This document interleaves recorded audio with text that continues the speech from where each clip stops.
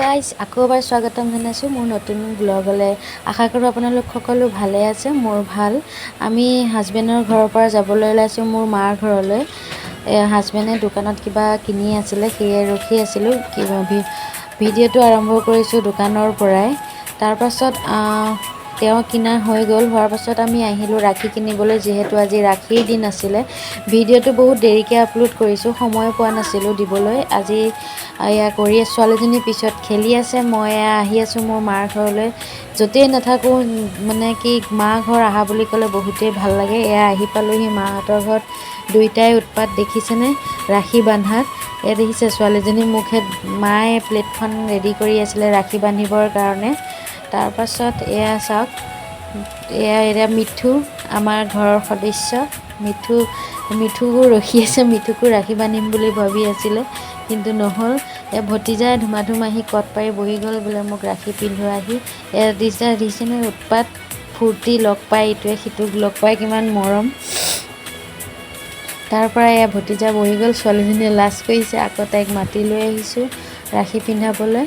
তাৰপৰা এয়া ৰাখি পিন্ধাই আছোঁ। আপোনালোকে ভিডিঅ'টো শেষলৈকে চাব। যদি চাই ভাল লাগে তেতিয়াহ'লে লাইক কমেণ্ট শ্বেয়াৰ কৰি দিব আৰু প্লিজ চেনেলটো ছাবস্ক্ৰাইব কৰি দিব।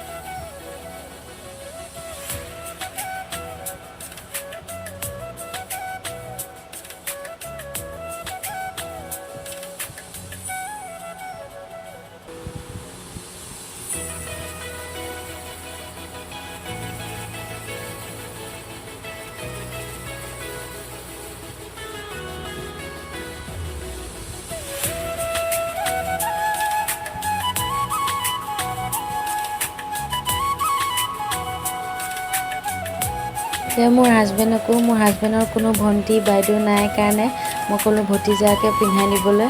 তাৰপিছত সিহঁতে পিন্ধাবলৈ ওলাইছে।